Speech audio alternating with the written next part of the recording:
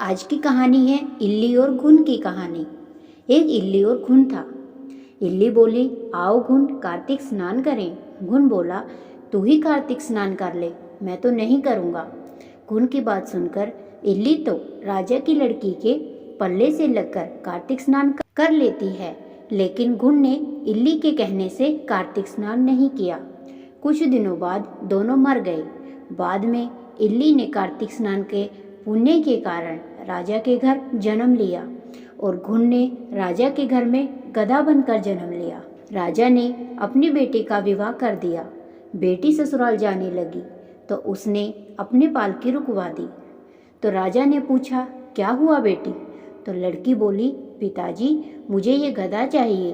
तब राजा बोला, बेटी तूने ये क्या मांगा? मांगना था तो धन दौलत ले ले, पर तू इसका क्या करेगी? लेकिन लड़की नहीं मानी और बोली, नहीं, मुझे तो यही चाहिए। गधे को रथ से बांध दिया गया। महल में पहुंचने पर गधे को महल के नीचे बांध दिया गया। जब लड़की नीचे उतरी तो गधा कहता, मुझे पानी पिला दे। तब लड़की ने कहा, मैंने पहले ही कहा था कि कार्तिक स्नान कर ले, पर तब तूने कहा था मैं तो बाजरा खाऊंगा और ठंडा ठंडा पानी पीऊंगा। लड़की और गधे को बात करते हुए उसकी देवरानी जेठानी सुन लेती हैं। वह दोनों अपने देवर के पास गई और बोली कि ये तुम किस जादूगरनी को ब्याह कर लाए हो? यह तो जानवरों से बात करती है। अपनी भाभीयों की बात सुनकर लड़का बोला कि मैं जब अपने कानों से सुनूंगा और आंखों से देखूंगा तब ही मैं मानूंगा। अगले दिन वह सीढ़ी पर छिपकर बैठ गया।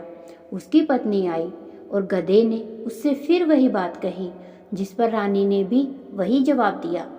यह सब देखकर वह राजकुमार तलवार निकालकर सामने आया और बोला कि तुम जानवरों से कैसे बात कर सकती हो? बताओ कि तुम कौन हो? उसकी पत्नी ने उससे बहुत कहा कि औरतों का भेद नहीं खोलना चाहिए, लेकिन वह नहीं माना। बोला, मुझे सब जानना है। राजकुमार की जिद के आगे उसकी पत्नी हार गई और उसने पिछले जन्म की सारी बात उसे बता दी कि वह पिछले जन्म में इल्ली थी और यह गधा घुन था।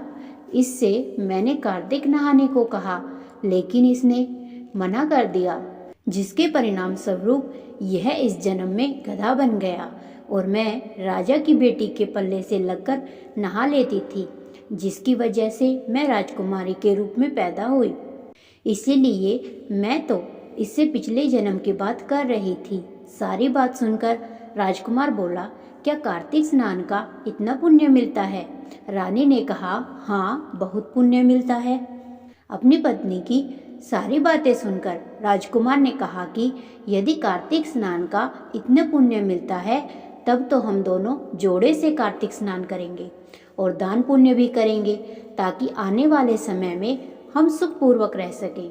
दोनों ने जब जोड़े से स्नान किया तो उनके पास काफ़ी धन हो गया।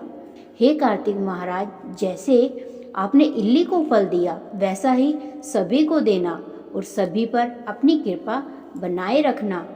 आपको यह कहानी अच्छी लगे तो वीडियो को लाइक करें, शेयर करें और चैनल को सब्सक्राइब करें।